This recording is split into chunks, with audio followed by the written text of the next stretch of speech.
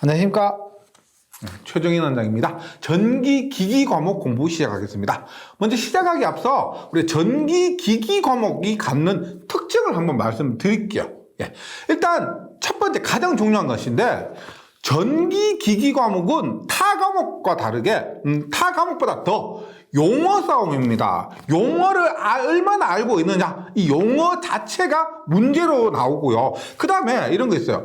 우리가 드라마를 봤을 때 1편 보고 나서 2편 건너뛰고 3편 보면은 2편 내용에 때문에 3편 내용이 이해가 잘 안 되잖아요. 그런 것처럼 전기기기가 용어 때문에도 그렇고 전체적인 이해관계에 있어서 앞부분의 내용을 숙지하셔야만 뒷부분을 이해할 수 있는 그런 과목입니다. 그 중에서 가장 중요한 것이 용어예요. 즉 이번 시간에 우리가 자화전류, 동기화전류 이런 것들을 배웠는데, 다음 시간에 이런 것들에 대한 개념이 있지 않으면은 공부하기 어렵습니다. 그래서 무엇보다 용어에 있어서는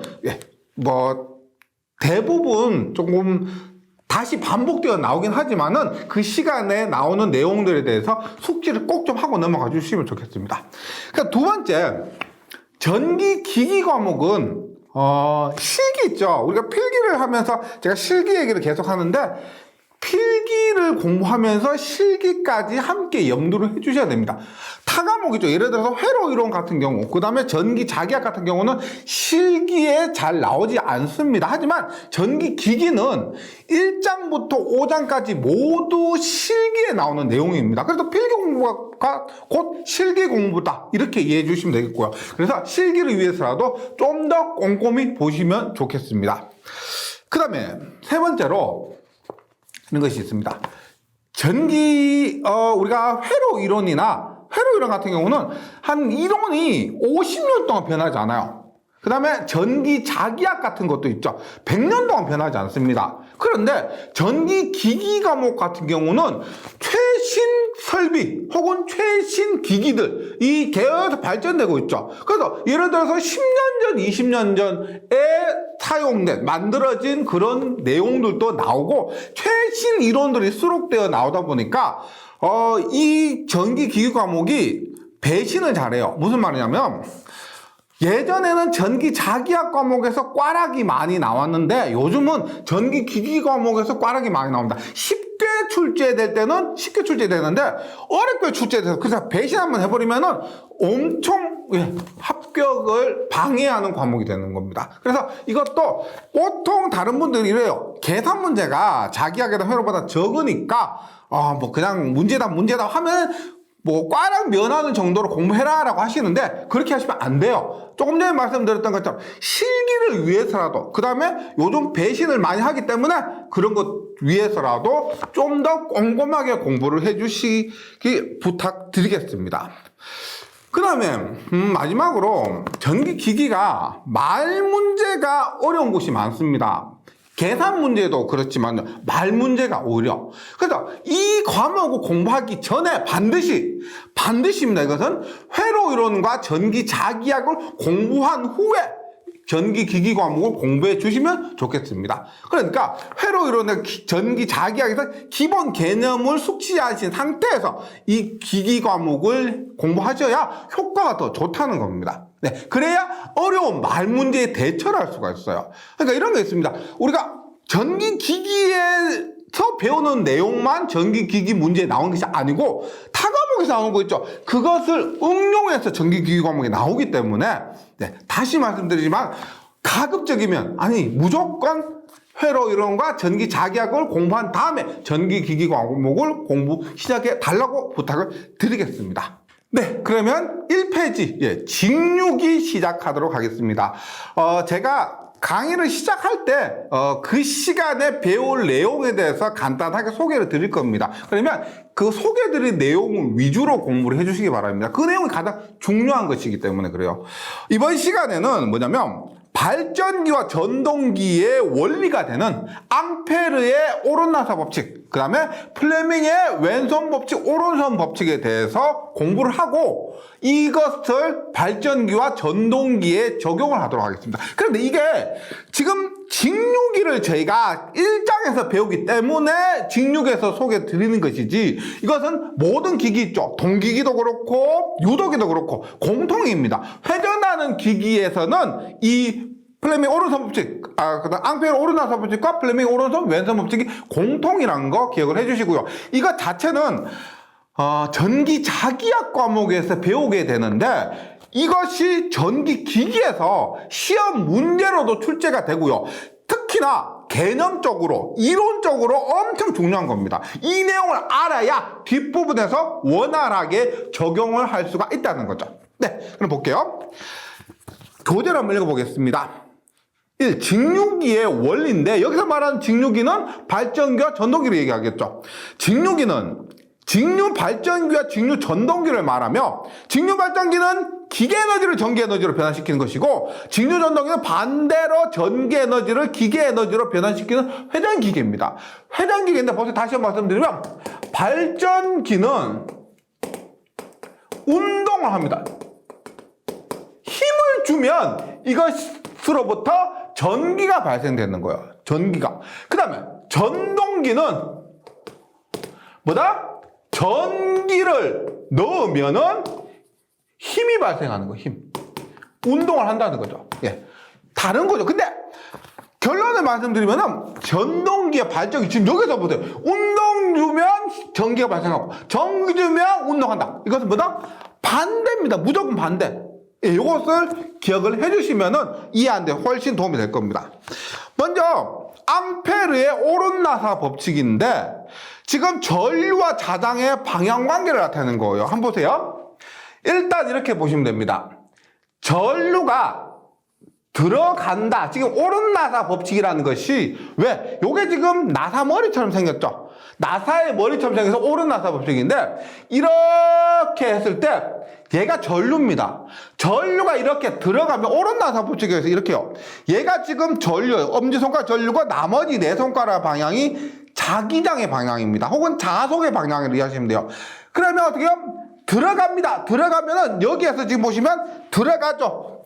들어가면 어떻게 자기장 방향이 이렇게 회전을 한다는 겁니다. 이렇게. 이렇게. 그럼 어때요? 나온다라고 하면 이렇게요. 나온다라고 하면은 나오죠. 그러면 어떻게? 이것이 자기장 방향이니까 이렇게 회전을 한다는 겁니다. 이것이 앙페르의 오른나사 법칙이요. 그럼 이걸 어디다 써먹냐? 근데 보세요. 우리가 전류가 직선으로 들어가고 나오고 하면은 별로 써먹을 게 없습니다. 그런데 이것을 우리가 자석 대신에 사용할 수가 있어요. 보세요. 우리가 자석이라고 했을 때 이렇게 했을 때 보세요. 얘가 N극이고 S극이면 얘가 지금 N극에서 나가고 S극으로 들어오죠. 맞죠? 이건 알고 계실 겁니다. 알고 계셔야 돼요. 예, 자석인데 전류를 통해서 자석을 만들어 쓸 수가 있습니다. 어떻게 보세요? 지금 전류가 직선으로 들어가면 자기장이 동그랗게 되죠. 근데 반대로 보세요. 이렇게 제가 감아요. 감아놓고 철덩어리예요. 철덩어리 그냥 이렇게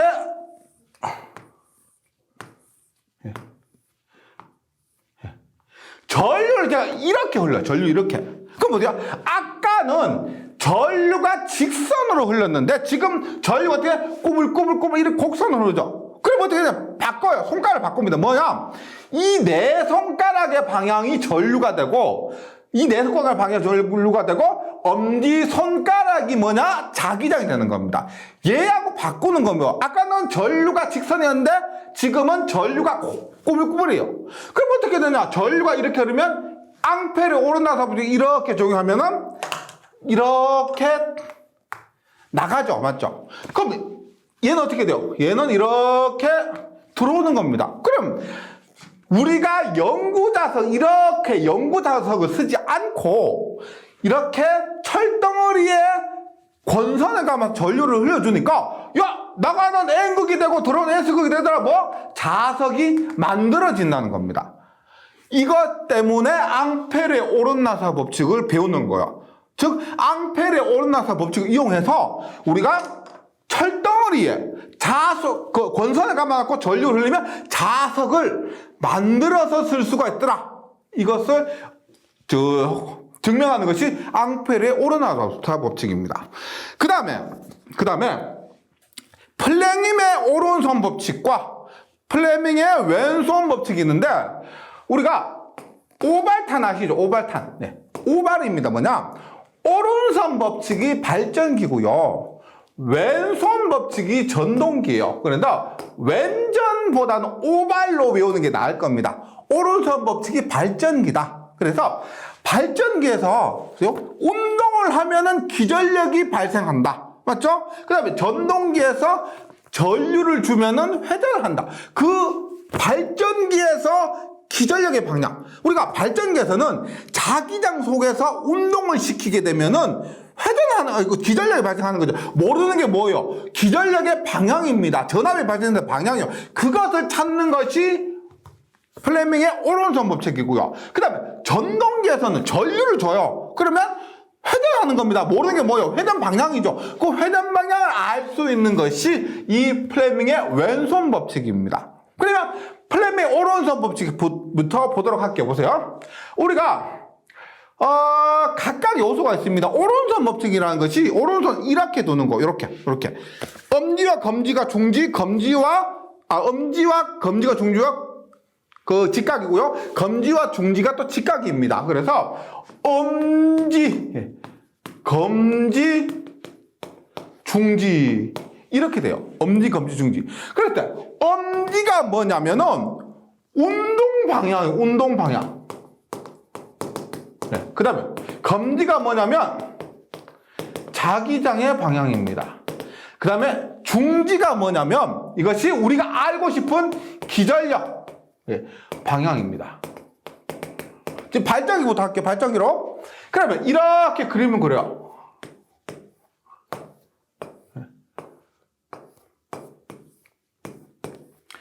N극과 S극입니다. N극과 S극 보세요. 여기에 이렇게 코일을 이렇게 줍니다. 그럼 보세요. 일단 회전 방향을 내가 이렇게 돌리든지 마음이에요. 예, 그렇게 했을 때 제가 이렇게 돌린다고 합니다. 그 다음에 자기장의 방향이 어떻게 해요? 자기장 방향은 N극에서 나가서 S극으로 들어온다고 했죠. 그래서 N극에서 S극으로 이렇게 갑니다. 그랬을 때 이 코일의 기전력이 어떤 방향으로 흐르는가 볼게요. 지금 이렇게 했을 때요. 이렇게 해서 그냥 적용하시면 됩니다. 엄지가 뭐냐? 운동 방향이에요. 지금 얘가 이렇게 돈다고 하면 이 코일변은 위쪽 방향의 힘이 작용할 것이고 이 코일변은 아래쪽 방향의 힘이 작용할 겁니다. 얘가 올리고 얘가 내려야 이렇게 회전하겠죠. 그 순간을 한번 보도록 할게요. 그러면 일단 자기장의 방향이 N극에서 S극으로 검지고요. 그 다음에 검지고요. 엄지 운동방이 지금 위쪽 방향이죠. 그러면 어떻게 해요? 기전력 방향이 뭐다? 이 중간 손가락 있죠? 얘가 어떻게? 안으로 들어가는 겁니다. 안으로 들어가요. 그럼 어떻게? 얘가 지금 이렇게 전류가 흐르게 됩니다. 이렇게. 이 코일에서 이렇게 전류가 흘러요. 그 다음에 얘 보세요. N극에서 S극이고 얘는 어떻게 해요? 운동 방향 아래쪽이죠. 아래쪽이면 전류 방향이 어떻게? 나오는 방향입니다. 이렇게 거쳐서 전류가 이렇게 나오는 방향이에요. 나오는 방향. 이렇게 나오는 방향. 그래서 지금 플레밍의 오른손 법칙에 의해서 지금 이렇게 회전시키면 파란색 방향의 파란색 방향의 기전력이 흐른다는 것을 알 수가 있는 것이 플레밍의 오른손 법칙이요. 그 다음에 전동기 한번 보도록 할게요. 전동기. 똑같아요. 플레밍의 왼손 법칙입니다. 플레밍의 왼손 법칙인데 보세요. 똑같이 이렇게 해놔. 똑같이 해놓고 보세요. 얘를 보세요. 전류를 이렇게 흘려줍니다. 이렇게 흘려줘. 그 다음에 N극 S극은 똑같죠. N극 S극은 똑같아요. 그리고 전류를 먼저 흘려준 것이 전동기입니다. 이렇게 했을 때 회전 방향이 어떻게 되느냐 하면 보세요. 똑같아요. 플레밍의 왼손 법칙, 오른손 법칙 똑같은데 여기에서 모르는 게 뭡니까? 운동 방향이 몰라요. 왼손 법칙에서 왼손이에요 지금. 엄지와 검지와 중지를 숟가락으로 두시고 이렇게 봅니다. 지금 자기장의 방향은 N극에서 똑같으니까 이렇게 하니까 왼손 법칙 볼게요. 지금 N극에서 S극입니다. 그 다음에 전류 방향 어떻게 돼요? 여기에서 지금 전류 방향이 들어가죠, 맞죠? 그러면 어떻게 엄지 방향이 힘의 방향이 어떻게 해요? 여기서 아래로 작용하게 됩니다. 아래로. 그 다음에 N극에서 S극입니다. 전류가 어떻게 나오죠? 그럼 힘의 방향이 어떻게 해요? 힘의 방향이 위쪽으로 작용하게 됩니다. 위쪽으로. 이렇게요. 그럼 지금 발전기에서는 기전력의 방향이 이렇게 되고 전동기에서는 운동의 방향이 이렇게 된다고 구했는데 여기서 제가 드리고 싶은 말씀이 뭐냐면 보세요. 발전기와 전동기에서 지금 전류 방향이 똑같죠? 똑같은 전류 방향인데 회전 방향이 어떻게 돼요? 여기에서는 이렇게 흐르는데 여기서 어떻게 회전 방향이 얘가 올라가고 얘가 내려가죠. 오르고 내리니까 어떻게 운동 방향은 이렇게 된다는 겁니다. 이렇게. 그래서 결론적인 뭐냐? 발전기와 전동기는 반대다. 구조는 똑같아요. 구조는 똑같은데 회전 방향 똑같은 방향으로 기전력을 넣거나 혹은 그 힘을 가해줬을 때 반대로 동작하는 겁니다. 예를 들어 이렇게 보세요. 우리가 나중에 보면 전기자 반작용 이런 걸 배워요. 발전기에서는 증가한다. 전동기에서는 어떻게 된다? 감소한다.